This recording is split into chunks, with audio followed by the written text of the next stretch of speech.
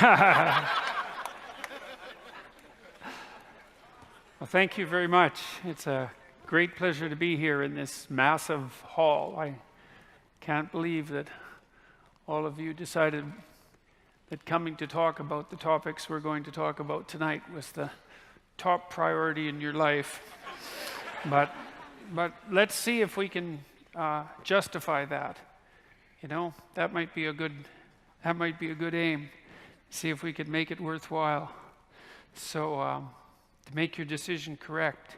So you may know or not that I was on a television show last night, Q&A.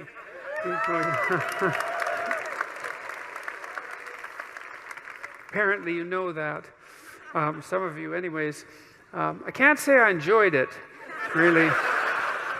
Really, it's funny, you know, like, and I think as I've got farther along in doing whatever it is that I happen to be doing, I find those events more and more stressful. I don't know exactly what it is. I think it's the proclivity of everything. Everything has to be mangled in some sense into a preset format, you know, and the fundamental format really is that everything has to be political, you know, and everything isn't political. So that's not helpful when you're trying to discuss things that aren't political. And I mean, I'm not complaining about it. Well, I suppose I am. It's just surprising to me how much it takes out of me, say, compared to doing an event like this, which I really enjoy doing. Like, I spent a lot of time preparing, and there's a lot of you, and I really want it to go well and all that. But this is much less dreadful. I guess that's right.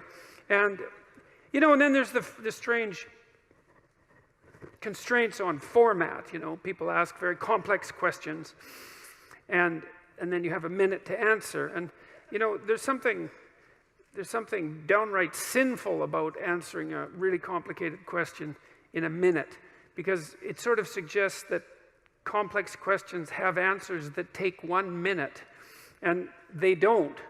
They have answers that take sometimes they take decades, and sometimes they take thousands of years, you know. But of course, I can't expect a television show to allow for thousands of years, but the format itself works against the kind of thought that's necessary to actually have the discussions that are necessary. And so, anyways, having said all that, it went all right.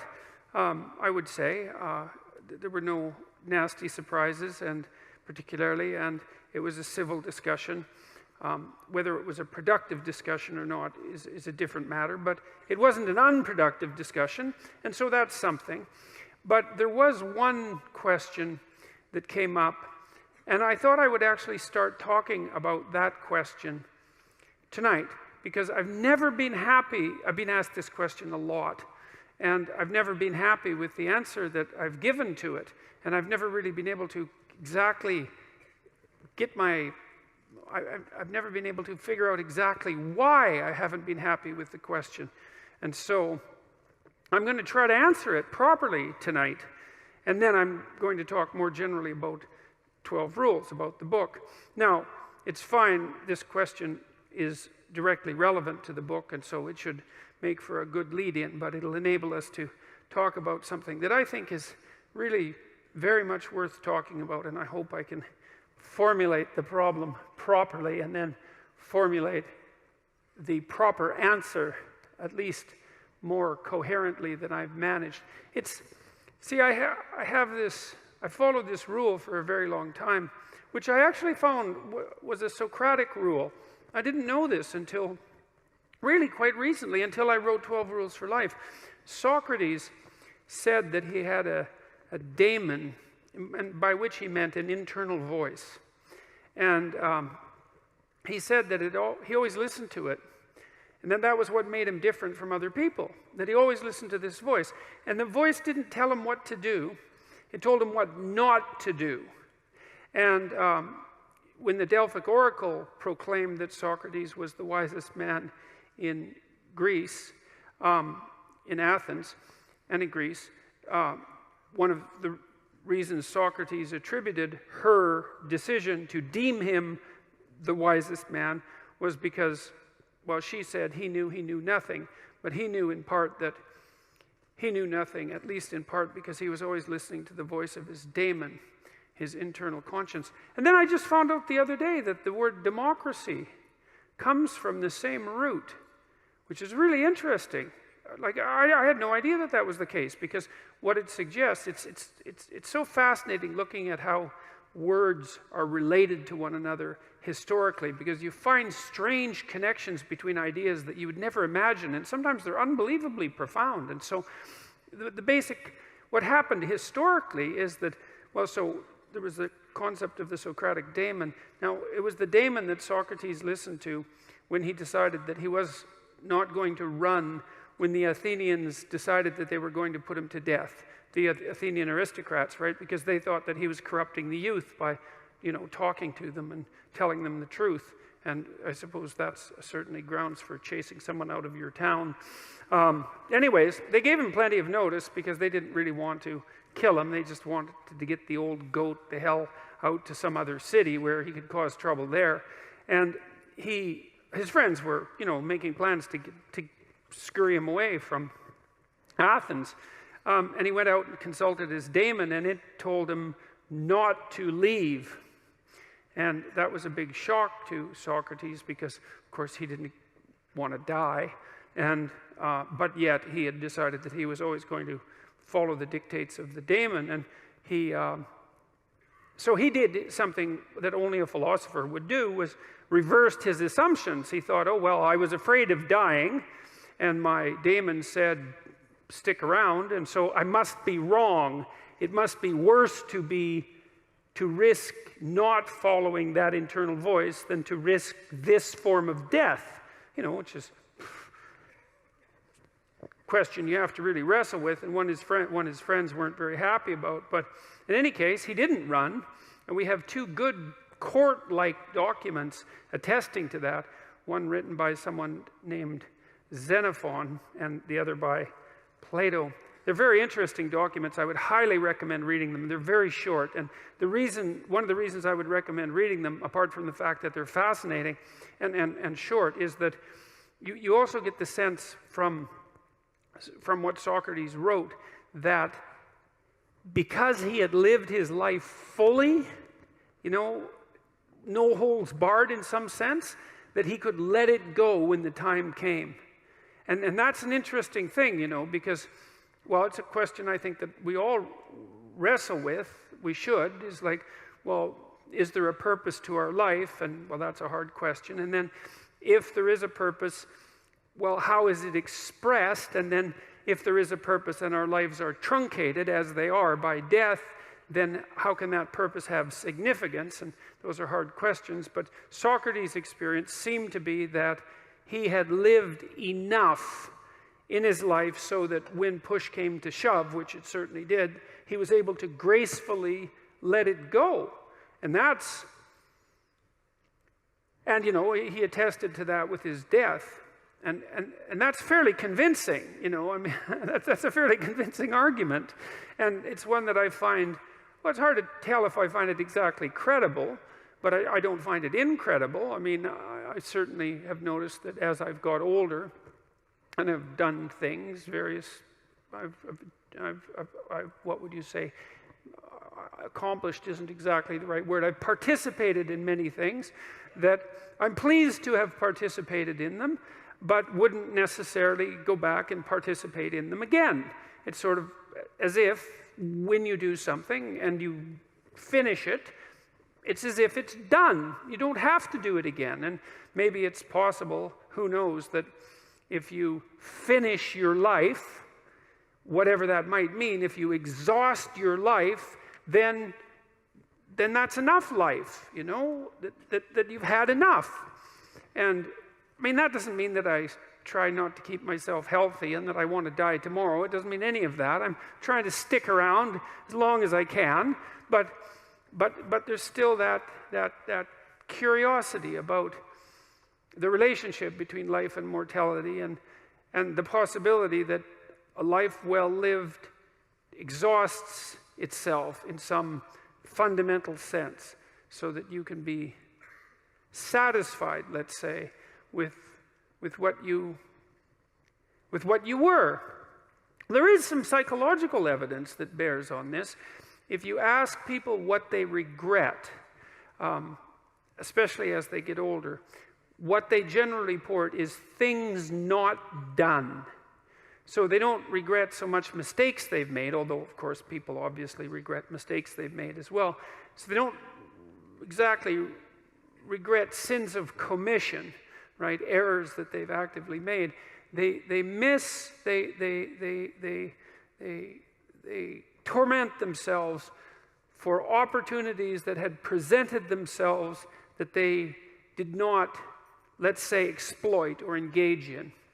And I think that's worth thinking about too, because one thing that I have become convinced about with regards to human consciousness, which I think is equivalent to the spark of divinity in some sense that our fundamental stories insist has been placed within us, is that human consciousness is that faculty that confronts potential itself. I think there's good neurological evidence for this, by the way, for those of you who are scientifically minded, because we build circuits within us for habitual action that we've practiced many times that seem to run in a very deterministic fashion. And we are a strange combination of deterministic and non-deterministic as far as I can tell. But what our consciousness seems to be for is to encounter those things that we have not yet encountered. And those things that we have not yet encountered seem to me to be those things that have not yet been brought into being. And so you could say that what our consciousness is for the encounter with potential. You know, that our consciousness is it's not for the past, it's not even for the present. It's to transform the future into the present.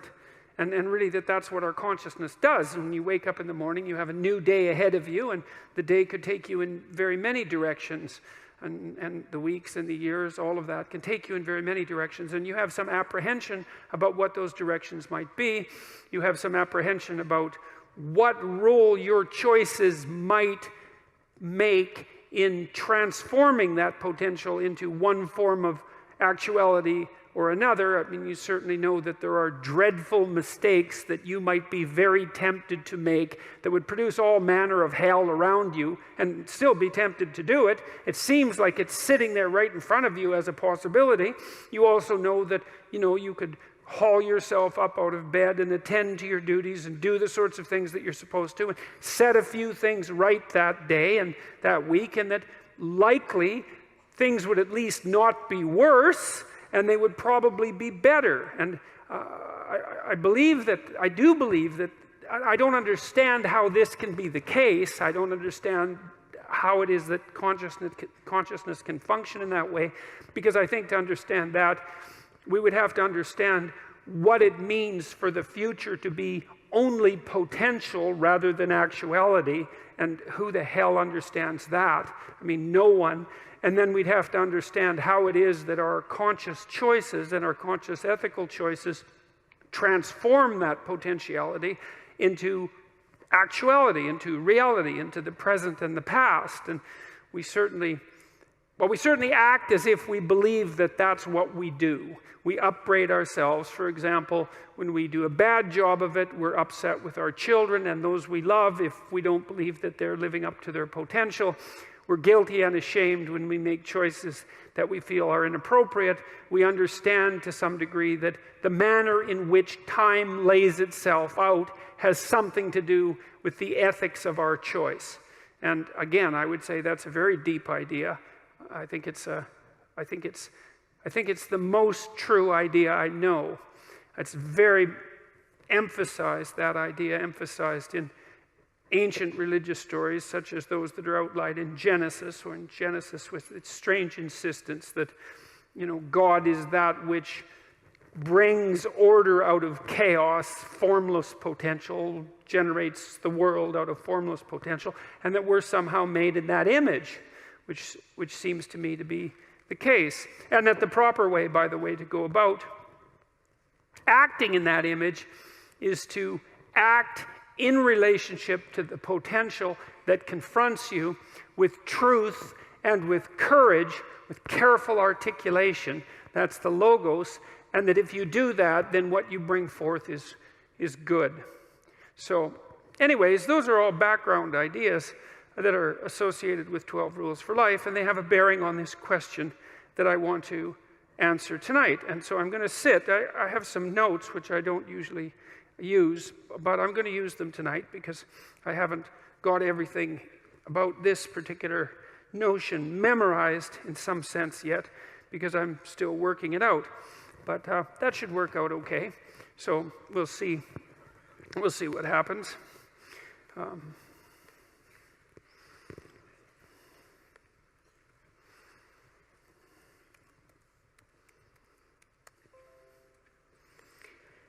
So yeah, well, good. So Windows worked. That's always good.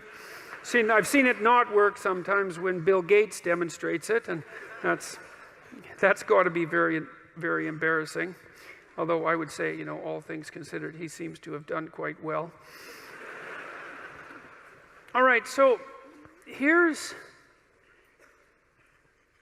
the question that came up last night. And this is a strange question for what's essentially a political show. Near the end, a gentleman on videotape came up and he discussed the topic of human dignity. It's not a topic you hear a lot about. There's a lot of topics that are sort of related to human beings that you don't hear a lot about anymore. You don't hear a lot about nobility. You don't hear a lot about endurance, let's say, stalwartness, courage, dignity. Those aren't values that we discuss much.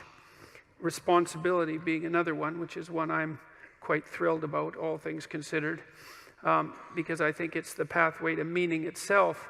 But so his was the topic of human dignity, and he asked us a question, do you believe in God?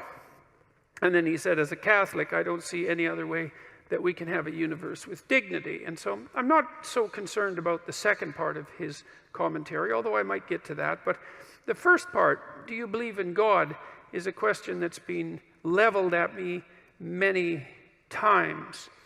And there's some other people on the panel, and I'm going to just review what they said briefly, and then I'm going to talk about what I said, and then I'm going to fix what I said, I hope, so that it's better.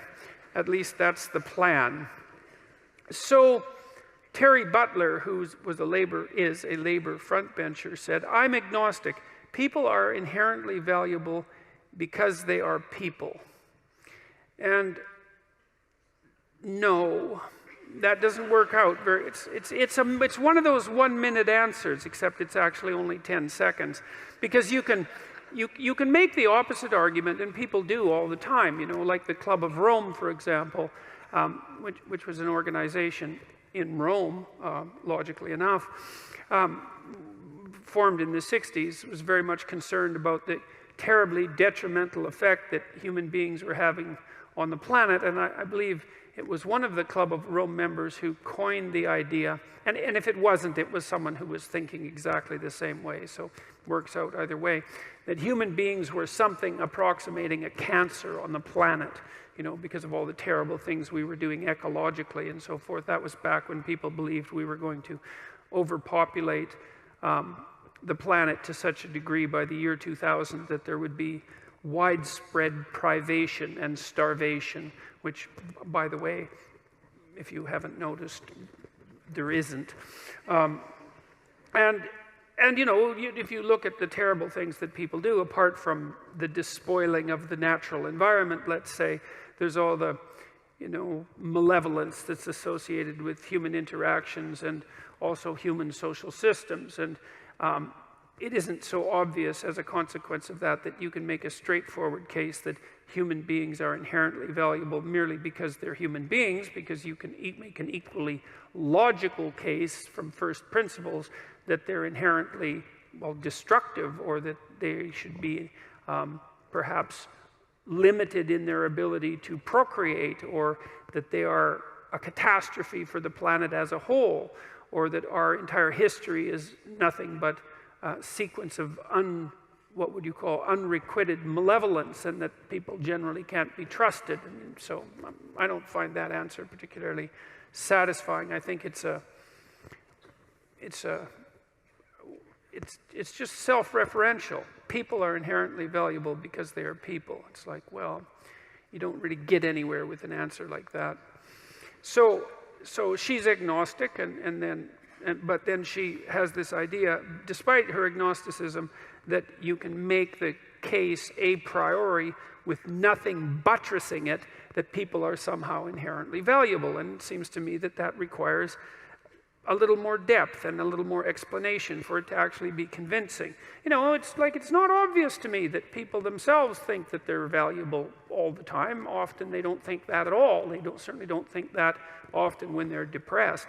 They certainly don't think that when they're suicidal. They don't really think that when they're ashamed or guilty or frustrated or disappointed or angry, or waking up at 3 in the morning and tormenting themselves with their consciences. They don't necessarily think that when they're fighting with their family, or when they're upset at work, or, you know, when things go wrong in life. And so it's not so bloody obvious that people are inherently valuable. And then you might also notice that it's kind of easy to think that some people are more valuable than others, sort of like an animal farm, you know, where the animals were all equal, except that some animals were more equal than others. But it's very easy for human beings to think that about other human beings, because no matter where you look in human societies, there are rank orders of value, right? In any hierarchy that we produce that's associated with some ability, we find that some people are so much better at whatever it is that they're doing that it's an absolute miracle, and most people are absolutely dreadful at it. And so, you know, if you were thinking about inherent value as something associated with an approximation of skill or competence, then it wouldn't be obvious from the structure of the world that people were inherently valuable in that manner either, because there's such a rank order difference in our ability to do things. You know, and you might say, well, that kind of averages out across things, but I don't think that's a very strong argument either. So it's bloody well not obvious, I'll tell you. It's not obvious where this idea that people are inherently valuable came from. That's a tough one. You know, and in aristocratic states or tyrannical states, it's certainly not obvious at all that there's any acceptance of the notion that people are inherently valuable. It's like there's no necessary presumption of innocence, for example, and you don't have any sovereign right to your own destiny, like you're not granted the rights, not granted, because that's the wrong way of thinking about it, your rights as a sovereign individual who has the responsibility and the capability to determine the destiny of the state itself don't exist. That doesn't exist as a concept, and so I don't see that there's anything there that speaks of inherent value either. So it's by no means an obvious concept. In fact, I think it's one of the least obvious concepts that human beings have ever come up with, that each of us in some strange manner is to be attributed some divine spark, let's say, that makes us equal in some fundamental way before God, you know, before the reality of the universe itself, even in relationship to our own laws. I mean, if you want a miracle for an idea, I can't think of one that's more unlikely than that. So I've been puzzling over that for a very long time, because I cannot understand why in the world that idea ever came to be, or how in the world we ever agreed to act as if it was true. It's really something, and we should let that go. We let that idea go to our great peril. It's a fundamental, remarkable, fundamental idea. And what's so interesting about it too is that once you have that idea, weird as it is and improbable as it is, and you start to organize your social relationships in accordance with it, well, then they work. So my rule too is treat yourself as if you're someone responsible for helping. And it's sort of predicated on the idea that regardless of your inadequacies and your malevolence, which, I'm sure you have many inadequacies and no shortage of malevolence, just like everyone else. Regardless of that, you have a moral obligation, so that would be a responsibility, to assume that despite all evidence, that there's actually something of intrinsic worth about you, and that as a consequence, you're duty-bound to treat yourself like that is true. And then it turns out that if you do that, well, then your life gets better. And I don't mean happier exactly, although I would say it gets happier. I mean it gets richer and more meaningful and deeper and more worthwhile, and you become more educated and you become wiser, and you treat yourself with more respect, and you're a better model for other people, and you're a better father or better sister or better mother, whatever it happens to be. And you're less ridden by that guilt that gnaws at you, and shame that's there otherwise saying, you're not what you could be, you're not what you could be. And that's a hell of a voice to get rid of, and it's certainly not one that's easy to ignore. So that's a pretty good, that idea that there's something divine, let's say, that resides within you of ultimate worth. Even as a philosophical statement or a psychological statement rather than a metaphysical statement, it seems to be a precondition for establishing properly harmonious relationships with yourself. And that's worth thinking about a lot, that you have, because you could think that in some sense you just own yourself, because people do kind of make that claim, especially when they're trying to justify, for example, their right to suicide, that, it's your life, it's your body, you're yours to do what you will with. And if that was true, well, then it would seem to me that life would be a lot more straightforward, because you would just tell yourself things that you would instantly obey and believe. So first of all, you'd tell yourself all the things that you were going to do, and then you just run off and do them, which you don't, obviously, because it's much more difficult at that. And then you'd also say, well, enough of the guilt and the shame and the negative emotion and the disillusionment and the vengefulness and all those things that make life hard, especially the self-recrimination. It's like, what the hell do we need that for? And if we're our masters of our own destiny and owners of our own fate, then why can't we just command to ourselves that be dispensed with? And that doesn't work. I've never seen anybody able to do that. So, you can fool yourself for very brief periods of time into thinking that might work, but it doesn't work, and that's strange. And this is one of the reasons I love the psychoanalysts, because they were really the people, apart from the religious types, who figured out that whatever you are, you're not a unitary spirit that's under your own dominion. You're something like a loose unity of a multiplicity of spirits, many of which are doing their own thing, which you're striving to bring into some form of unity. But even that unity isn't something that's under your control in any real sense. It's a unity that has its own nature that you have to exist in relationship to. And I would also say that that's one of the things that keeps people's feet firmly on the ground, because otherwise it's easy to become egotistical and narcissistic. If you think that you're the center of your own being, in some fundamental sense, then you're only beholden to yourself. You're sort of a self-created creature. Perhaps you could think about it that way. But it doesn't work like that. It's like the ideal that constitutes the unity that you might become then sort of manifests itself as something that you could strive toward, but aren't. And it also serves as a judge. It's the thing that keeps you up at night saying, there's some things you're just not attending to, and you should get at it, because life is short and there's no shortage of trouble that you might end up in, and a wise person would attend to the dictates of his conscience and lay out his actions in the world according to what he knows to be true and correct. And that is how people think.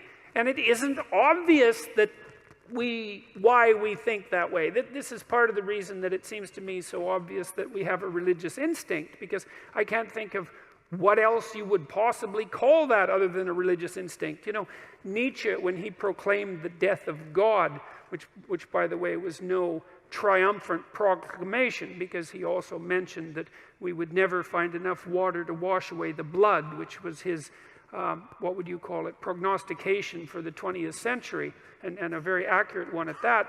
He believed that we would, in some sense, have to become as gods in ourselves in order to replace what we had lost. He thought that the collapse of the Judeo-Christian structure would be absolutely catastrophic for the West, and I believe that he was correct. And that the way out of that would be that we'd have to create our own values. We'd have to take the place of what was once, let's say, externalized and divine onto ourselves. And, you know, it's a hell of a theory. And it's not, and Nietzsche is not an easy person to criticize, because you have to do a lot of reading before you find someone who's 1/10 as smart as Nietzsche. He has this funny line about his books. It's really quite comical. He said, takes most writers a whole book to write what I can write in a sentence. Then he said, no, they can't even manage it in a book. And that's actually true. I mean, if you read Nietzsche, Beyond Good and Evil, for example, you see that his thought is so powerful that it's really a kind of miracle. What the psychoanalysts realized, though, this was particularly Jung's contribution, I would say, Carl Jung's contribution. He was a great student of Nietzsche, a real admirer of Nietzsche, and really someone who was trying to solve the problem that Nietzsche had put forward, which was, well, our underlying metaphysics, our religious structure had collapsed, and that was the story upon which our entire culture was based, for better or worse. It had collapsed, and we needed to do something about that, and we were doing various things. We were turning to fascism, let's say, or we were turning to communism, both ideological replacements for more fundamental religious beliefs. But that Nietzsche's suggestion that we turn to ourselves to extract out our own values, to create our own values, let me be more accurate about that, happened to be untrue, because we weren't the sort of creatures who were actually capable of doing that.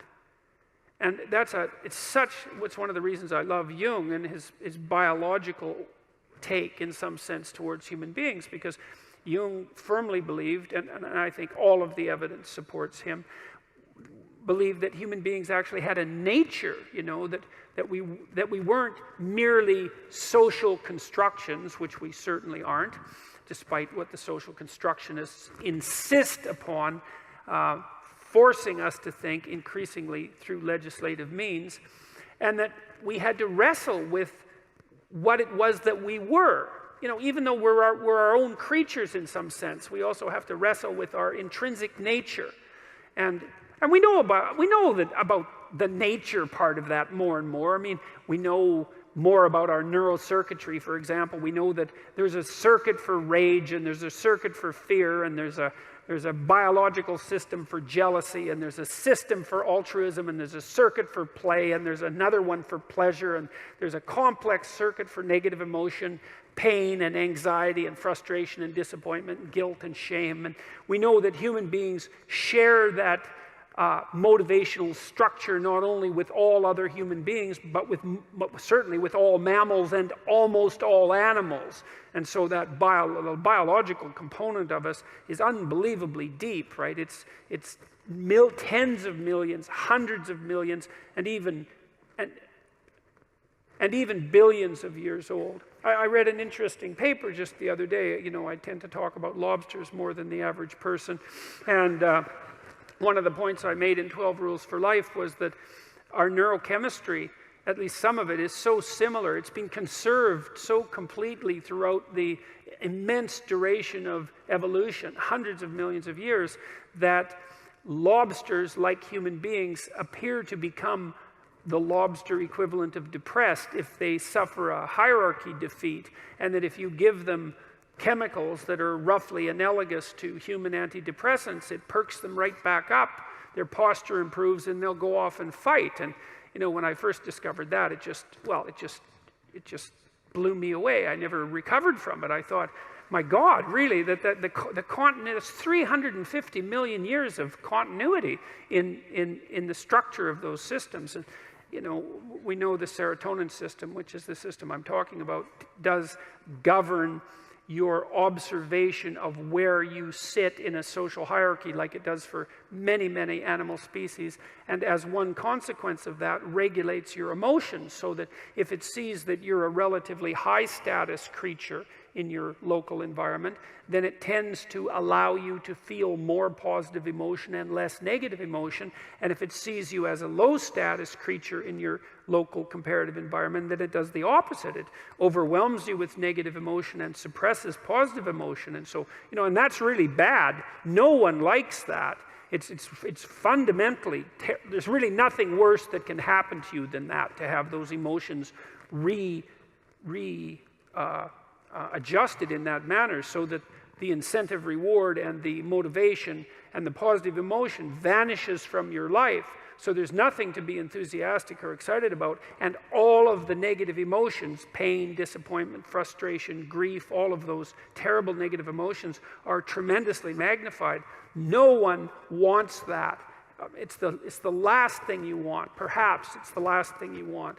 And you know, that's partly why people are very let's call it, what would you say? They're willing to fight for their position in their status hierarchy, and even for the existence of the hierarchies themselves. So anyways, it is the case that human beings have a nature, and we have to contend with that nature, and so we can't just create our own values. And what Jung, especially Jung, Freud started it, but especially Jung, believed that, well, in some sense, what had happened was that we had lost the externalized religious narrative that had been projected by our imagination out onto the world. You know, you think about the constellations and the names of the constellations, and the idea that the skies were populated by gods. You know, that was an externalization of our imagination, right? Projected out into the world. We were seeing the world through our imagination, and which is exactly how we do see the world.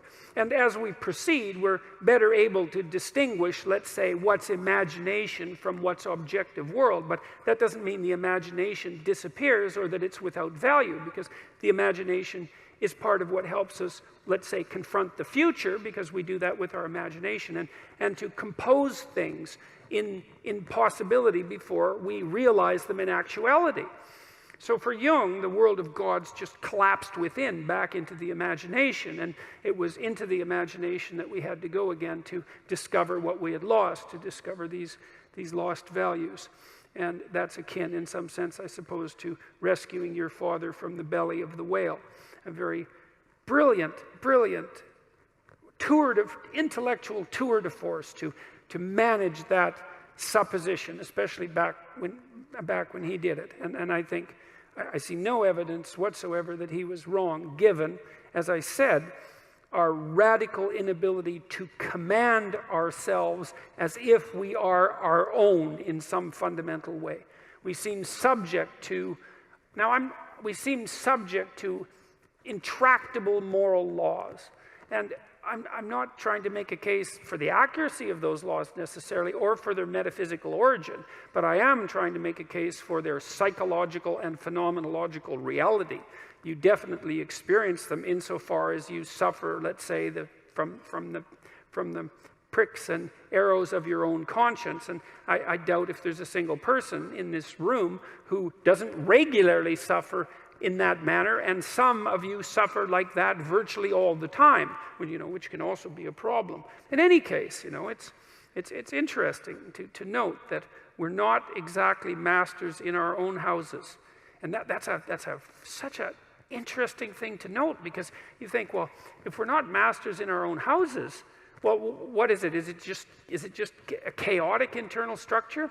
Is it merely the voice of nature and nature's various instinctual subsystems? That doesn't seem to be correct, because we do integrate them into something approximating a unity. There's more than just the basics of nature. We have language, we have communication, we have culture. We build up above nature something that's more than nature, but we're still beholden to it. The question is, well, what are we beholden to? What is this that we're beholden to? And socially, politically, and individually, that we cannot escape from? Well, so that's part of the question. Do you believe in God? Well, that's part of the answer, actually. And, you know, it's no bleak answer. But the first thing I'm trying to say is, try controlling yourself. Try acting as if you're the fundamental source of your own values, independent of any, what would you call it, transcendent ethical structure. Just see if you can do that. But try it for a week, try it for a month. I've never met anybody that could do it, not even for a moment.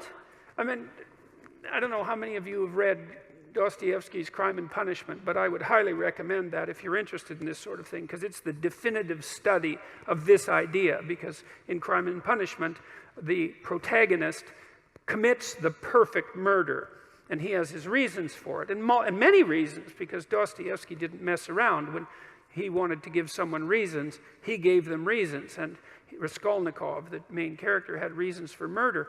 And then he commits his murder, and he gets away with it. But things don't go well for Raskolnikov, because one of the things he finds out is that the Raskolnikov that you were before you committed the murder is not the same as the Raskolnikov as you are after you've committed the murder. And there's a dividing line there that you don't, it's like the red pill, I guess, right? It's that's the Matrix, correct? The red pill. And once there's certain actions, once you take them, there's no going back. And so that's what Crime and Punishment is about. And Raskolnikov tortures himself to death, well, not literally, but metaphysically, psychologically, because he cannot tolerate breaking the great moral code. And so it's a great book. It's truly a great book. And it's also extraordinarily, like it's a murder mystery thriller as well as being a deep philosophical book. So if you're in the mood for, you know, a murder mystery thriller that's also a deep philosophical book, then that's the one for you. So now, one of the other speakers on the panel, Van Badham, who was described not by me as a writer, activist, and Twitter queen, which is, I think, like being the Red Queen in Alice in Wonderland, something like that. I went on her Twitter site today to find out how many followers she has, but apparently I'm not one of them because I'm blocked. And it kind of surprises me, because I didn't know that I'd ever tried to follow her. But anyways, she said, and this was interesting, she said, I'm a Christian and a Marxist. And I thought, no. You can only be a Christian and a Marxist if you, well, there's a couple of ways. One is that you just want to be all things that are good at once, regardless of their internal contradictions. And so that would be one reason. And another reason would be that you don't know anything about Christianity or Marxism. And then the next would be that you're just compartmentalized. You know, like there's this idea that people can't hold two contradictory thoughts in their mind at the same time. Well, that idea was formulated by someone who's never met a human being, because you can hold like 50 contradictory thoughts in your head at the same time, as you know, whenever you argue with someone that you love, because you love them and maybe you even like them, but you also hate them and you wish that you could just crush them right there and then. And so, like, that's a lot of contradictory ideas, and that's probably only like half the contradictory ideas that are running through your mind at the moment. You know, so man, you're so full of contradictions that it's just beyond belief. And the only time I mean, I know this because I read undergraduate essays. And what's interesting about undergraduate essays is it's so interesting because the undergraduate will make a claim in paragraph 1, and then in paragraph 7 will make the opposite claim, and they won't notice that they're intellectually incommensurate. And that might happen 30 times in the essay. And the reason that works is because, well, they haven't been called on the paradoxes, but also because they haven't had to live the paradoxes through, because you really only straighten out your thought when you have like impulse A and impulse B, and they conflict at the same time, right? And you can either do one or the other, but not both. If it's A today and B tomorrow, well, then you can hold those ideas simultaneously. But if it's A or B right now, then you have to decide, is A more important or is B more important? You have to put them in a hierarchy, and then you have to act them out, and you have to see what happens. And so then you find out if you're full of contradictions, and part of the way that you iron out your contradictions, which is very, very hard to do, is that you go out and you do a whole bunch of things in the world, like Socrates did. You go, you have your adventure in the world, and you put your ideas to the test, and those that work out in a paradoxical or counterproductive manner you dispense with or put lower on the priority list or something like that. And that's how you discover that you can't hold incommensurate views simultaneously. Carl Jung said that something like, paradoxical views that are not made conscious will be played out in the world as fate. And that's really worth thinking about too. So if you have your, let's call it your typical negative experience, this thing that just seems to just keep happening to you, bad luck, let's call it, it's highly probable that there's a set of ideas that are occupying you, preoccupying you, possessing you, that are driving you in this direction continually, and that you can't or won't work out the contradiction, and as a consequence, maybe you think every woman is your mother, and you haven't noticed that you think that, and that and it is something that people think, because mothers are women, and it's not a bad initial template, but you gotta modify it to some degree.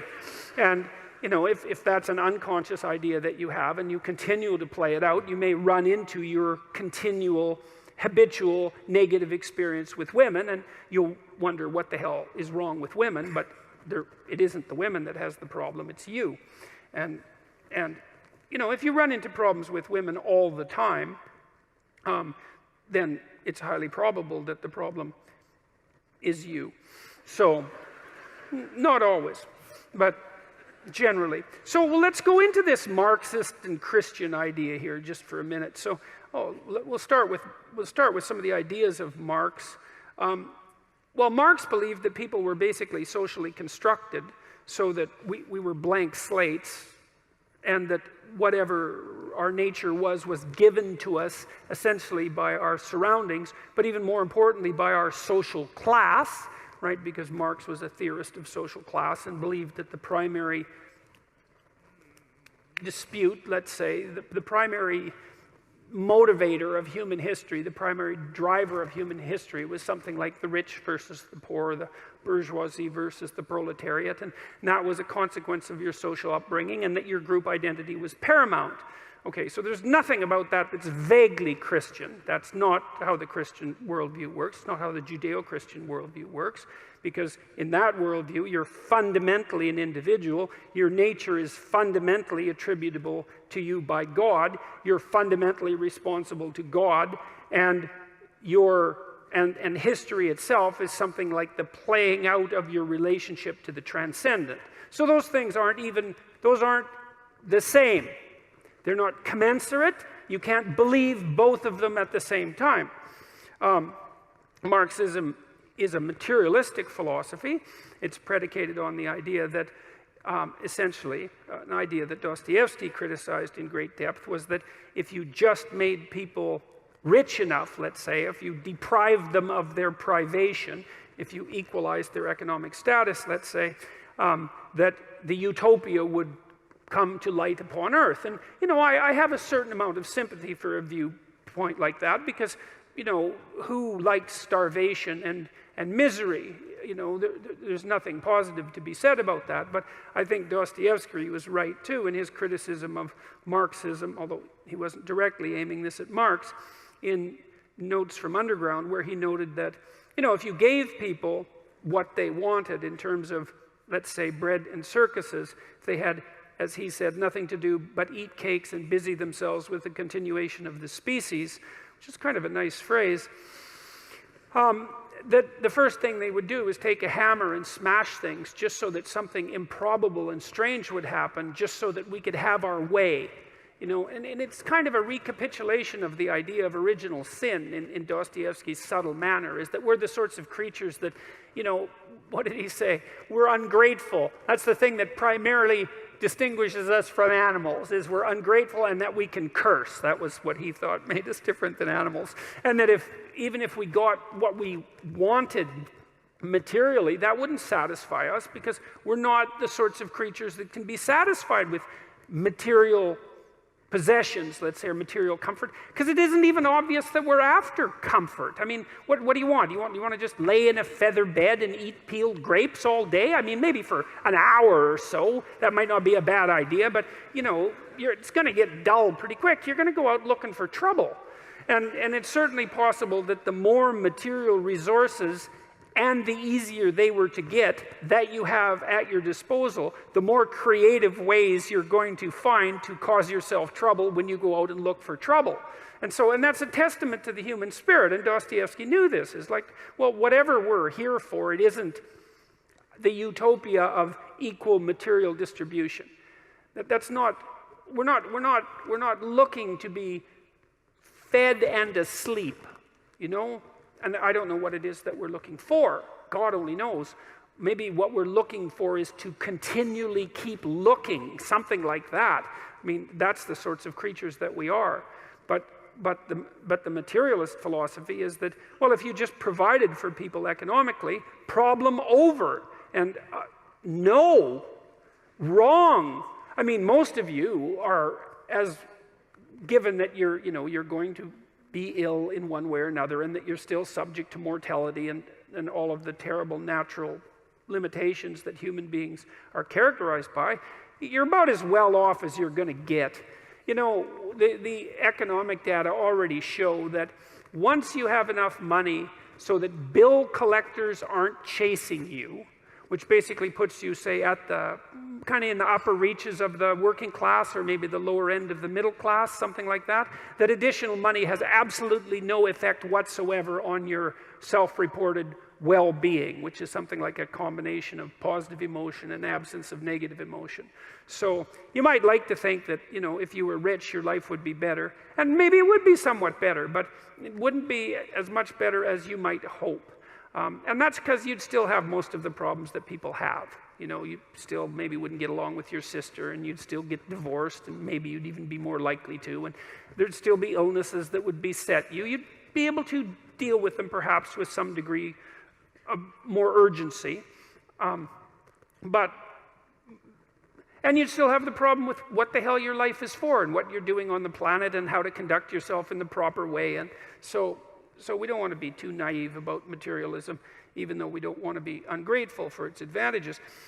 Marx also believed, well, I said this already, that, you know, history was basically characterized by the war of socioeconomic groups. That's been transformed more recently into the war of identity groups, which is the same damn thing, and it's the same old wolf in new sheep's clothing as far as I'm concerned, that, you know, the best way to conceptualize human beings is, well, I don't know, whatever your damn identity is. Maybe it's sex for you, and it's ethnicity for you, and it's gender for you, and God only knows what it is for you, and, you know, and that's who you identify with, and all there is in the world, and this is the postmodernist view, is hierarchies of people in these identity groups struggling for dominion.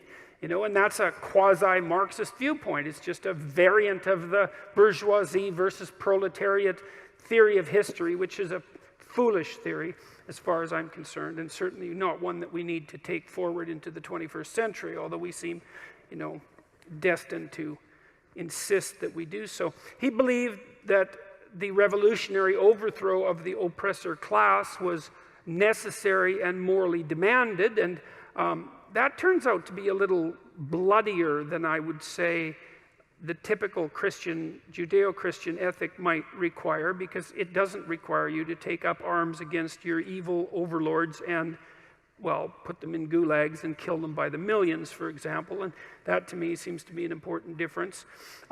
There's no, in the Judeo-Christian tradition, there's no guilt, there's no group guilt, right? You're guilty and of different things, I presume, and that's your problem, but maybe you're also innocent, who knows, you know, but whatever, it's on you.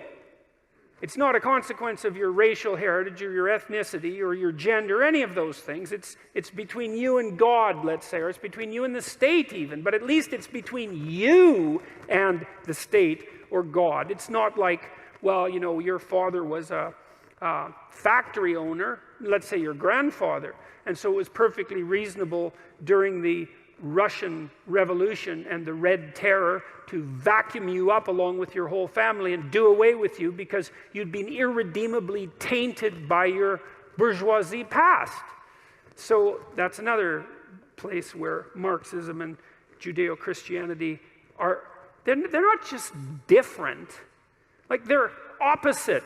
You know, it's not just variant 1 and variant 2. These are like seriously different ideas. And so here's another reason you can't be a Marxist and a Christian. And then there's the idea that, you know, that Marx had, that religion was the opiate of the masses, which doesn't exactly sound like, I've always thought religion was the opiate of the masses, but communism, Marxism was the methamphetamine of the masses, let's say. Yeah, the meth of the masses. We had no idea with regards to opiates. So here's what Marx has to say about religion. The abolition of religion as the illusory happiness of the people is the demand for their real happiness. To call on them to give up their illusions about their condition is to call on them to give up a condition that requires illusions. It's interesting to me because it's not like the Judeo-Christian story was really a happy one, as far as I can tell. You know, I mean, there was heaven, but the chances you were going to get in, man, that was low. And mostly it was a fair bit of original sin, you know, and a fair bit of you wrestling with all of your inadequacies and your proclivity towards malevolence, to pick up your cross, to bear your suffering, to understand that, you know, there was a war in your soul between the forces of good and evil. It's like how that's an opiate is beyond me. I mean, if I was going to design an opiate that made people feel better, I'd certainly dispense with a fair bit of that. It's like, whatever you do is okay. We could start with that. There's certainly no hell. That's something we're going to get rid of right away. A little less guilt and shame would be, it can be like a hippie cult in the 1960s, you know, with a little more marijuana and some free sex, something like that. So I don't really understand the illusion idea. There is Marx's criticism, I suppose, of the belief of, you know, the great father in the sky who still doesn't seem to me to be that, like, he's sort of still kind of a nightmarish creature, all things considered, since at least in principle he's keeping track of everything you do, even more than you are, and that's not such a good thing, but whatever. So it's a foolish criticism, as far as I can tell. It doesn't matter, he still criticized it. The criticism of religion is therefore in embryo the criticism of that veil of tears of which religion is the halo. Criticism, meaning his, has plucked the imaginary flowers on the chain, not in order that man shall continue to bear that chain without fantasy or consolation, but so that he shall throw off the chain and pluck the living flower. That's something that plenty of Marxists did, I can tell you. The criticism of religion disillusions man so that he will think, act, and fashion his reality like a man who has discarded his illusions and regained his senses, so that he will move around himself as his own true sun. S-U-N. Yeah, well, that's Marxism in a nutshell, all right. I mean, that's the fundamental definition of pathological narcissism. So that he will move around himself as his own true sun. Right. Religion is only the illusory sun which revolves around man as long as he does not revolve around himself. And generally, don't we use that as an insult? He only revolves around himself? Isn't that an insult? And isn't there a reason for that? Don't we assume that there's something that you should be revolving around that isn't just yourself? And it could be many things. It could be, someone you love. That would be a start. Could be a child. Could be your partner in life. It could be your family in extension. It could be your community. It could be some noble ideal that you're trying to serve. It should be something other than you as the primary center of the universe around which, you and presumably everything else revolves. So I don't really see that as a particularly wise, what would you call it, philosophy. And as it manifested itself in the world, I would say Stalin probably revolved around himself quite nicely, and don't you think? If you had to pick someone who was revolving around himself, it would be a pretty decent competition between Mao and Stalin, and that didn't seem to be for the best. So that's something to consider as well. The Marxists believe that religion hindered human development, and the Soviets and the Maoists instituted state atheism, apart from the worship of their leaders, of course. And then I'm going to read you a poem by Marx. This is a good one. I found this a while back. God, it's a rough poem. And, you want to let your imagination I would say, let your imagination loose with this poem, which is what you should do with a poem. And imagine the sort of state of mind that you have to be in to write a poem like this. And then also imagine, as you should, that poetry, like dreams, it's the birthplace of thought. With my undergraduates often, especially ones that are really obsessed with ideas, they'll often put really bad poetry in their essays. And I'm not saying that in a cynical way, because bad poetry can have good ideas in it. It's hard to write good poetry, But the thing is, often an idea that's extraordinarily emotional in content will manifest itself as a poem before it is able to articulate itself out into a fully expressed philosophy. And so I see this with my undergraduates. They'll really be obsessed with something that's bothering them, then they'll write some poem, often about a personal experience, and then as I help them shape the essay, they kind of unfold the poem into an articulated statement about the structure of reality. And so you could say, we're all embedded in the dream. We know that. You go to sleep every night and you dream. You're embedded in your imagination. If you're forbidden to dream, if you're deprived of your dreams, you will lose your mind. That's been experimentally demonstrated quite nicely on animals, but also on human beings. You have to dream. You have to enter that realm of incoherent imagination and possibility in order to maintain your sanity, which is extraordinarily interesting and very strange. And I would say poetry exists on the border between the dream and fully articulate wakefulness. It's the place where the image of the dream meets the articulated speech of full consciousness. And so you can think about that with regards to this poem. Invocation of one in despair. So, a God has snatched from me all, my all, in the curse and rack of destiny. All his worlds are gone beyond recall. Nothing but revenge is left to me.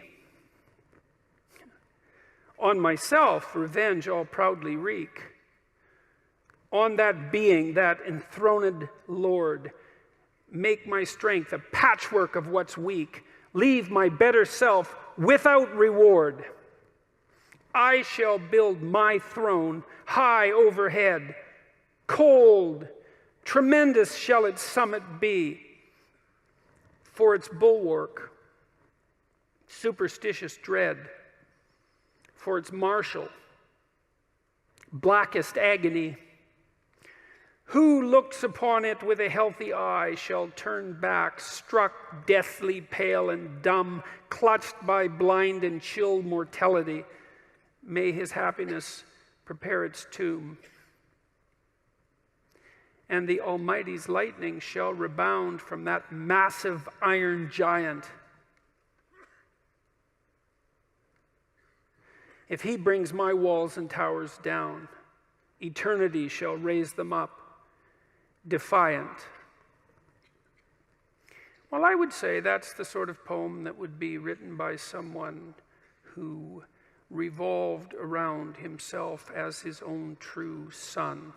And I would also say that given what we know about what happened as a consequence of the instantiation of Marxist doctrine, that this is a truly horrifying piece of literature to contemplate.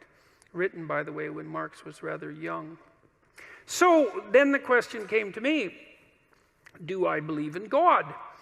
And I don't like that question. And people have complained at me a lot, and I'm sure they have their reasons because they don't like my answers, you know, and I have two answers. They've kind of become stock, which is not a good thing. But they're the best approximate. I can't figure out why I don't like the question exactly. I had three sort of burgeoning hypotheses. One was, it's none of your damn business. That's the first one. So it's like a privacy issue. Like it seemed to me to be a question that was too private to be answered properly. And so, and you know, you could consider that a cop-out, and maybe it is. And then another one was, well, what do you mean by believe? Like, do you mean the words? Do you mean to say the words, I believe in God? Does that indicate that you believe in God? Like, I don't know what you mean by believe exactly, because, and that's got me in trouble too, because, you know, people think that attempting to clarify the meaning of words is an attempt to escape from the question when it's actually an attempt to specify the question. I mean, is what you believe what you say or what you act out? Now, you know, I would say to some degree it's both, but if push comes to shove, as far as I'm concerned, what you believe is what you act out, not what you say. And then, you know, and if you're an integrated person, then what you act out and what you say are the same thing, and then you're a person whose word can be trusted, right? Because what you say and what you do are isomorphic. They're the same thing. But belief is instantiated in action. So I have also suggested that I act as if I believe in God, or to the best of my ability. And people aren't very happy with that either. But, and then the third is that I'm afraid that he might exist, which I think is the most comical of the three answers and perhaps the most accurate one. But then I was thinking about this today when I was thinking about what I might talk to you guys about. And I thought, well, let's go into this a little bit more. Let's say you do believe in God. Say, I believe in God. It's like, okay, well, that's hypothetically pretty impressive, I would say. It's like you believe that there's a divine power that oversees everything, that is fundamentally ethical, that's watching everything you do, and you believe that. And so what effect does that have on your behavior if you believe it? Does that mean that you're, well, are you all in on your beliefs? Are you sacrificing everything to this transcendent entity that you proclaim belief in? Have you cleansed yourself of all your sin, let's say? Are you making all the sacrifices that you need to make? Like, have you taken the mote out of your eye? No. Or are you in the same situation, let's say, that the Catholic Church seems to be in right now? Just out of curiosity, it's a good time to bring that up, since the Pope seems to be concerned with what's been happening with the Catholic Church, given the endless pedophilic scandals, let's say, which seem rather serious in my estimation, and might have been something that was cleaned up perhaps 100 or 1,000 years ago. And it's being taken seriously perhaps now, and perhaps not, because it's not so easy to determine exactly what it would mean to take that seriously. And you might say, well, are all the people who are committing these heinous actions and then covering them up, if you ask them, well, do you believe in God? What are they going to say? Well, you'd think the answer would be yes, given that they're like priests, and yet, what's the evidence? Well, the evidence isn't exactly so clear that the mere statement, let's say, or the mere acting out of the ritual, let's say. And I'm not trying to denigrate the statement or the ritual, but I'm pointing out that that's no indication of your right to say that you believe. Because you got to, and I think this is why it's bothered me to answer this question. It's like, well, what right do I have to say that, to make that claim? I believe in God. Well, what's the claim? Is that the claim that I'm a good person somehow? Because you'd think that if you believed in God, actually, like seriously, that you'd be a good person, like right now, because, well, for obvious reasons, I would think. And so if that hasn't happened in some sort of miraculous sense, so that you're the best person you could possibly imagine being on an ongoing basis, and then terrified of deviating from that path in a serious manner, then I don't see why you have the right to say that you believe in God. You know, one of the things Nietzsche said about Christianity, he was a great critic of Christianity, although also a great friend in a very peculiar way, in that sometimes your best friend is the one who points out your weakest properties, let's say. He said, as far as he was concerned, there was only one Christian, and he died on the cross.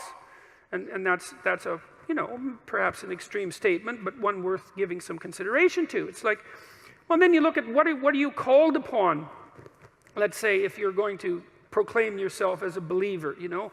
And I thought about this a lot as I've gone through the Old Testament. I did a bunch of lectures last year, and so what are you called upon? Well, you're called upon initially to act out the spark of divinity that's within you by confronting potential with the logos that's within you, which means to take the opportunities that are in front of you, the potential future, and to transform it into the present in the best possible way, using truth and courage and careful articulation as your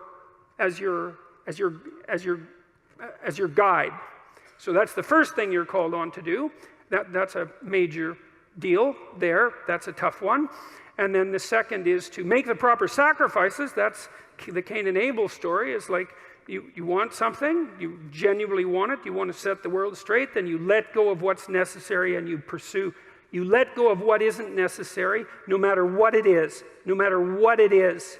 And then you pursue what's necessary. And then maybe you sacrifice your children to God. That was the story. That's one of the next stories that comes up, of course, and you think, well, that's pretty damn barbaric, and the way the story's laid out, of course it is, but that isn't exactly what it means. It means that what you try to do when you raise children is that you try to do everything you can to impress upon them by imitation and by instruction and by love and by encouragement that they are crucial beings in the world whose ethical decisions play an important role in shaping the structure of reality itself, and that they have the moral responsibility to do that. And you get your ark in order, that's your family, let's say, so that when the storms come, you can stay above water for the 40 days of flooding, and you're capable of leading your people through the desert when the desert makes itself manifest, and you can escape from tyranny properly because you're wise enough to see it, and you take the full burden of being on yourself, all the suffering that's part and parcel of that. You accept that voluntarily, let's say, and you do everything you can to confront the malevolence that's part of you and that's part of the state and that's part of the world. And you make a garden around you. That's the paradise, a walled garden. It's a walled, well-watered place, so the forces of nature and society exist together in harmony, and you place your family in that so that they can live properly. And you treat your enemy as if he's yourself, and the same with your brother. And, well, then you can say, then maybe you can say, maybe then you have the right to say that you believe in God. Otherwise, maybe you should think twice about it. Because, you know, there's a line in the New Testament that Christ himself says. Two of them, I should read them too, because they're very relevant to this. I guess I could paraphrase them. A rich man comes up to Christ and says, good leader, good Lord. And he asks him a question about how it is that he should be a good person. And Christ says, don't call me good. There's no one that's good but God.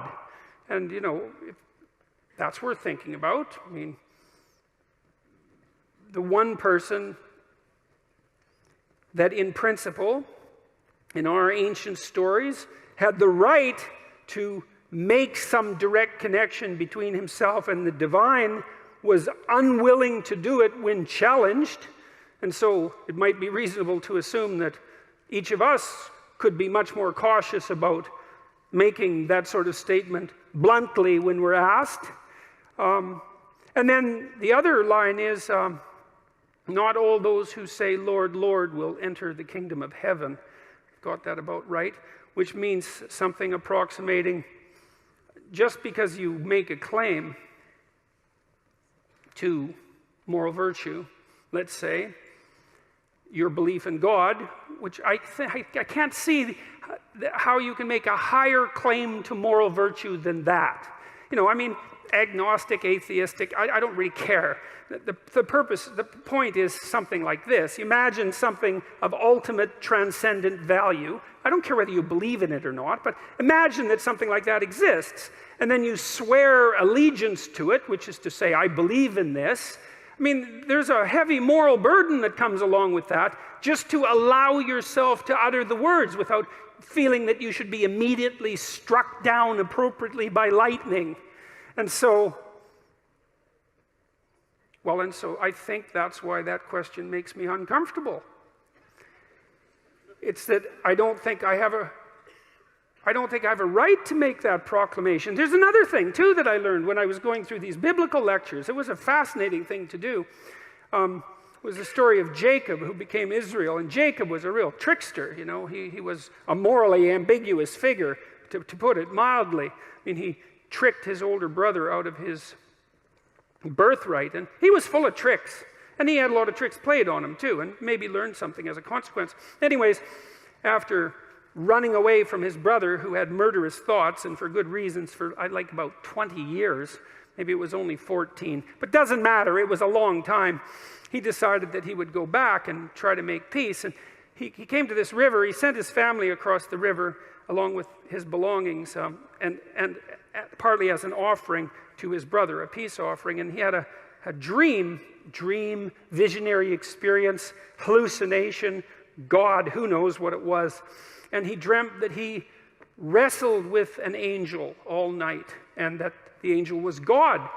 And God, he won, which is very strange because, well, first of all, he was a trickster figure, you know, like he wasn't your most upstanding moral creature. He wasn't Noah, for example. And second, well, it was God, you know. It's like, if you're going to wrestle with someone and lose, there's an opponent that's likely to take you out. And he did damage his hip. I mean, which isn't not that impressive an accomplishment on God's part, in my estimation. But and it's a very interesting story, because what it does indicate, what's so cool about it, you see, Jacob's name is changed at that point to Israel. And Israel means those who wrestle with God. And that blew me away. That's one of the things I love about studying old stories, is now and then you come across a piece of one, and you see into it. You know, you see down into the depths that characterizes it. It's very difficult, but it happens sometimes, and it just flattens you. You know, to think that if Israel is the chosen people of God, that's the hypothesis, and what Israel means is those who wrestle with God, then think that seems to me to be such a hopeful idea, because, well, everyone does that to some degree. I mean, you do that in your life because, well, you don't know what's of fundamental transcendent worth, you know, because who the hell are you and what do you know? You know, you're struggling all the time with, well, I would say with good and evil. When you're struggling with yourself, you're struggling with the world. To portray that as wrestling with God, that's perfectly reasonable from a metaphoric perspective. And the idea that that's what characterizes the true people of God is that willingness to wrestle, That's really something, because it kind of indicates that you're here as a contender, you know? You're not here to be happy. You're not here to be complacent. You're not here to be materially satisfied. Not that that would be possible anyways, but that you're here to contend with the structure of reality, right? And that's what will satisfy you, because there's something to you. You know, you're not weak and nothing. There's something to you. There's certainly something malevolent and terrible. I mean, you know that. You look at how people behave. You look at the blood and catastrophe of our history.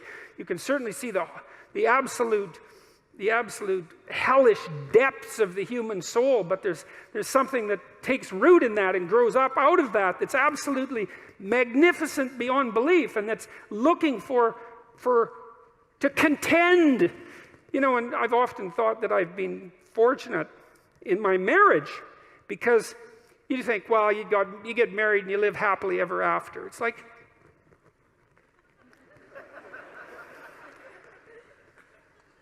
that's not it, is it? You don't want that even.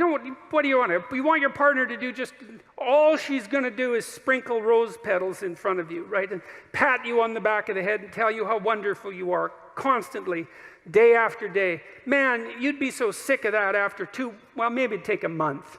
But let's say 2 weeks. You'd be, because you know, she should be more on the side of who you could be than on the side of who you are. And if she's deluded enough or terrified enough to worship you in your current form, then, well, that doesn't say much for her. And it certainly isn't very helpful for you. You want someone that's going to get in the way now and then, you know, and to contend with. And I've been fortunate in my marriage because I have someone to contend with. You know, we have our discussions, and they're not easy. Well, partly because we have hard problems to solve, because life is full of hard problems. I want someone who will stand up, you know, and have her say, even if it's not what I would say. And maybe I'm even willing at times, because she's quite intuitive and a good dreamer, and I'm more facile verbally. And so we have to be careful in our relationship, because if I'm in a particularly ornery mood and she has something to say, I can usually slice up her arguments verbally, you know. And that's fine as far as I'm concerned, because I get to win. But it's stupid. Well, it's stupid. It's, first of all, that doesn't mean I'm right. It just means I can formulate verbal arguments slightly faster than she can. But her intuitions and her dreams are often extraordinarily accurate. And so we've learned to some degree, to buttress each other's arguments just on the off chance that the person that you were foolish enough to marry might know something you don't now and then about something important, you know.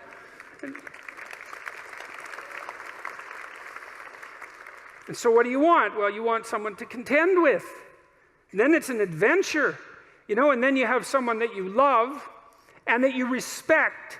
And that's not a bad combination for longevity of relationship. And then maybe if you have someone that you love and respect and that you can communicate with, then your children also love and respect her or him. And then that's pretty good for them, because they've got some parents that they could love and respect. That's a good combination.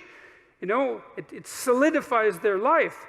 And so you want to contend with them. And you want a job that's challenging, I would say, that pushes you beyond what you already are. And God only knows how hard you need to be pushed in order to go beyond where you are. But, you know, to some degree, if you have a choice, you know, it's not that uncommon that what we'll do is choose to be pushed to the limit, especially when we're at our best. We think, well, where's the limit? It's here. Maybe I can manage that. I'm going to push myself right to the damn limit. Then I'm going to push myself a little bit over just to see if it's possible. And if that happens, then, you know, you emerge with a sense of triumph. I'm now more than I was, right? And maybe that's what you're here to be, is to be more than you were, right? To push those limits. And to do that, you contend with the world. You wrestle with God. You don't casually say, I believe, because who knows? No one knows, right? We're separated from the infinite by death and ignorance. We don't know. We contend, we wrestle. You know, and in that maybe we find our destiny. At least we find our purpose. We find something that that justifies us to some degree. You know, if I'm awake at night wondering and I think, God, you know, like I pushed myself as far as I could in this effort, whatever the effort that I'm considering happens to be. I pushed myself. I don't have a weight on my conscience because I let something go or I failed to accomplish something. I mean, I do often have those sorts of weights. I'm talking about the rare times when I don't.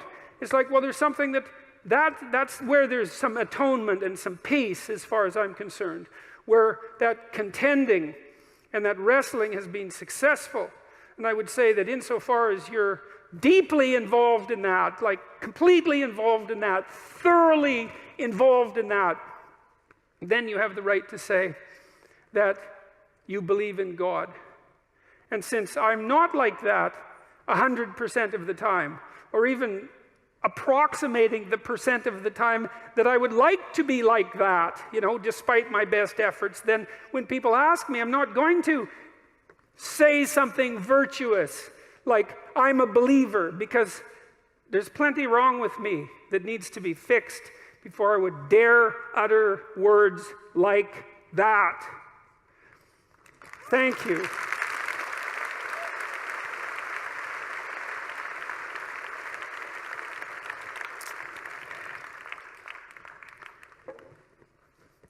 Well, so that's a better answer to that question.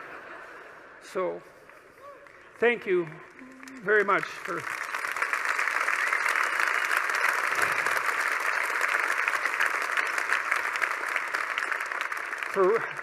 walking through that with me, let's say. Now, you have all, not all, many of you have asked some questions tonight using this nifty little device called Slido, which I really like. And so now what I'm going to do is spend 20 minutes or so looking through the questions that you asked and seeing if I have anything that isn't completely incomprehensible and embarrassing to say about them. So let's try that. Well, this is a strange one. I don't know about you people from Sydney. So it's from Kathy Newman, which strikes me as somewhat unlikely. And it's got 164 upvotes, so which is quite a few upvotes. It hurt when you destroyed me on ABC. Now, I don't know if that's referring to last night or so many months ago, but I have enrolled in university to get my facts right. Yeah, well, that probably won't work.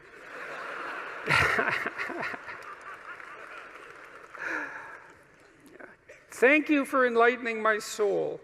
The burns are still healing. Yeah, well, it's not exactly a question. It's four sentences that are quite the strange combination. I would say something about the burns are still healing. You know, I mean, Nietzsche said that you could tell much about a man's character by how much truth he could tolerate, which is very interesting. You know, there's an idea in the great Western tradition that the truth is the way and the path of life, and that no one comes to the Father except through the truth. And I believe that to be the case, because I don't think that you can manifest who you are without the truth. And so I think it's literally and metaphorically truth, that the pathway to who you could be if you were completely who you were is through the truth. And I would say, and so the truth does set you free, but the problem is that it destroys everything that isn't worthy in you as it sets you free, and that's a process of burning. And it's painful, because you cling to what you shouldn't be, partly out of pride and partly out of ignorance and partly out of laziness, and so then you encounter something true, and you all know this perfectly well, because when was the last time that you learned something important that wasn't a blow of some sort, you know? And it's often you look back at your life and you think, oh God, I really learned something there. I wouldn't want to do that again, but it really changed my life. I mean, sometimes it can really destroy you, you know, an encounter with the truth, and you never really recover. But now and then something comes along and straightens you out, and a lot of you has to go. A lot of you has to burn away, you know, and I suppose in some sense the idea is that everything about you that isn't worthy is to be put into the flames. And that's another reason to be not so casual about claiming what you believe, because it isn't something that you undertake without due caution. You know, I learned when I was a kid, about 25 or so, a little older than a kid, that almost everything that I said was one form of lie or another. And I wasn't any worse, I would say, than the people that I was associating with, or any better. And the lies were manifold, you know. They were attempts to win arguments for the sake of winning the argument. That might be one. Attempts to indicate my intellectual prowess when there were competitions of that sort. Maybe just the sheer pleasure of engaging in an intellectual argument and winning. My inability to distinguish between ideas that I had read and incorporated because I had read but hadn't realized that I hadn't yet earned the right to use, all of that. And, you know, I had this experience that lasted a long time. Well, I would say it's really never gone away. And I think this was the awakening of my conscience, essentially. And I didn't realize this until much later when I was reading Socrates' Apology. This voice, for lack of a better word, made itself manifest inside me, and it said every time I said something that wasn't true, and that's usually what it said. That's not true. You don't believe that. Or there was a sensation that was associated with it. I don't think this is that uncommon, you know. I asked my psychology classes for many years in a row if they had an experience, that they had a voice in their head, let's say, it's a metaphor, or a feeling that communicated to them when they were about to do something wrong. And it was universally the case that people agreed with one of those statements or another. And the other thing I would ask is, well, do you always listen to it? And of course the answer to that was definitely no. But that's also very interesting, you know, that you can have this faculty, this conscience. This seems to me to be very tightly associated with the idea of free will, is that you can have this internal voice, this daemon, the root word for democracy. Oh yes, I didn't finish that story. So yes, well, it's important. Well, so Socrates' daemon told him it was his moral guide. And democracy appears to be predicated on the idea that the polity will function if people attend to their consciences. That's the overlap of those conceptualizations. And well, first of all, I think that's the case, you know, and it makes a certain amount of logical sense. I mean, if we assume that the political state is something like the emergent consequence of the decisions of all its citizens, we would assume that the wiser the decisions of the citizens, the more upright and functional the state. I can't see how it could be any other way. And perhaps those who are the most upright, who listen to their consciences more carefully, even play a disproportionately powerful role. It's certainly possible. So, anyways, back to truth. Well, you know, I learned that so much of what I was doing was false. And I think I learned this. See, there's a reason that this came to me so clearly. I was trying to understand why people did terrible things. And I was really concentrating on the terrible, terrible things that people do. And I was interested in Auschwitz, for example, and not as a political phenomenon, but as a psychological phenomenon. I was curious about how you could be an Auschwitz guard And I wasn't really curious about how you could be one, because, well, you could be one, of course. I was more curious about how I could be one, being such a good person as I thought I was. But I also knew that many people did many terrible things during the 20th century, and the idea that I was somehow better than them, or that I should assume a priori that I was better than them, and that I wouldn't have made the same choices or worse had I been in the same situation, was a very, very, very dangerous supposition. And in fact, a sufficiently dangerous supposition to bring about the very danger that I assumed was worth avoiding. I had this idea, that what had happened, especially in Nazi Germany, but also in the Soviet Union, shouldn't happen again. That what we needed to do, because of what happened in the 20th century, especially because we also managed to create hydrogen bombs, that we had become so technologically powerful that there wasn't time for that anymore, that time for that was over, and that we really needed to understand why it happened, and that perhaps we could go deep enough in that understanding, which is, I think, what happens when you go deep into understanding, so that you could stop it. Because if you understand a problem, maybe you can solve it, and at least in part, I came to believe that the problem was, as Solzhenitsyn said, that the problem is that the line between good and evil runs down every human heart. And I was reading Jung at the same time, and he believed that the human soul was a tree whose roots grew all the way to hell, and believed also that in the full investigation of the shadow, which was the dark side of the human psyche, was that it was bottomless, essentially, that it was like an experience of hell. And that also struck me as true. And that the way to stop those sorts of things from happening was to stop yourself from being the sort of person who would do it, who would even start to do it. Because the other thing you learn when you learn about atrocities of that sort, you could read Ordinary Men, by the way, which is an unbelievably great study of exactly this sort of phenomenon. It's on my book list on my website.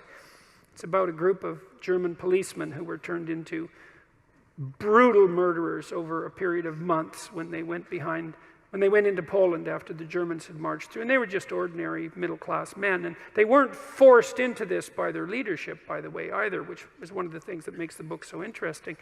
So for me, it was a matter of understanding that if we want this sort of thing to not happen anymore, then we have to start to become the sort of people who wouldn't do it, which seems rather self-evident, all things considered, unless you believe that we're the pawns of social forces, for example, like the Marxists do.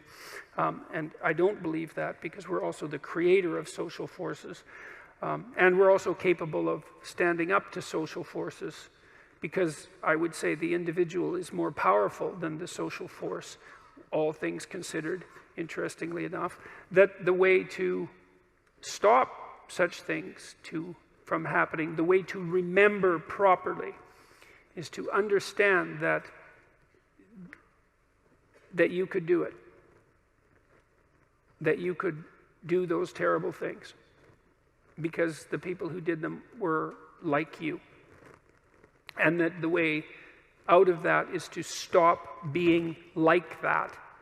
And the way you stop being like that is, well, at least in part, by ceasing to tell yourself lies that you don't believe in, and that you shouldn't act out. And and that's made a huge difference in my life, for better or for worse. I mean, it was a very uncanny experience, I would say, because it's very discombobulating to experience yourself as fragmented enough so that much of what you do and say is actually false. It's a lot of work to clean that up, a lot. But the consequences are, in principle, worthwhile. And so that was part of what understanding that was part of what drove me towards clinical psychology, say, and away from political science and law and from politics in general, because I started to believe that, and I think this is the great Western idea, which people were quite irritated about, by the way, on Q&A last night as well, that the proper route forward for the redemption of the individual and for mankind as a whole is as a consequence of the redemption of each individual. And I truly believe that. And I believe that that occurs as a consequence of adherence to the truth and courage in the face of being. That's rule one, right? To stand up straight with your shoulders back, is to take on the onslaught and to enter the contentious ring and to do more than your best, because your best isn't enough, because your best isn't as good as you could be. You have to push yourself past that. And that's, as far as I can tell, where you find what you need in life. You find the meaning that sustains you in life, and you find the patterns of action that redeem the world, both at the same time. I mean, life is a very difficult business. You know, it's fatal, and it's full of suffering, and it's full of betrayal and malevolence. There's nothing about it that's trivial. It's all profound. And in order to find your way through all of that capacity for hellish experience, let's say, you need to develop a relationship with something that's profound. And you can. You have that capacity. And what could be more profound than the truth? And what would you rather have on your side?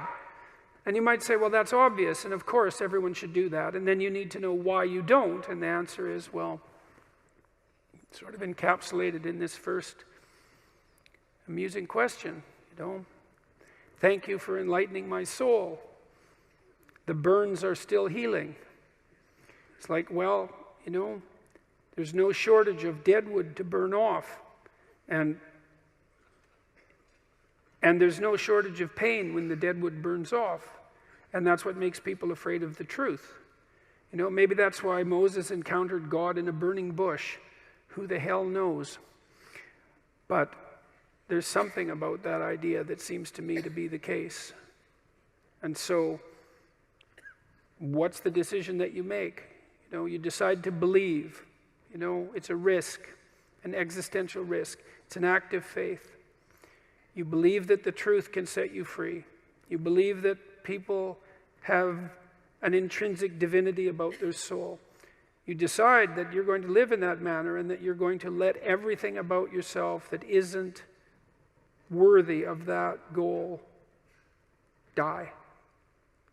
And that might be almost everything that you are. And that's a terrible thing to contemplate. The only thing that's worse, I would say, is the alternative, because the alternative is the sorts of hells that we managed to produce around us and that we produced with particular expertise during the totalitarian regimes of the 20th century.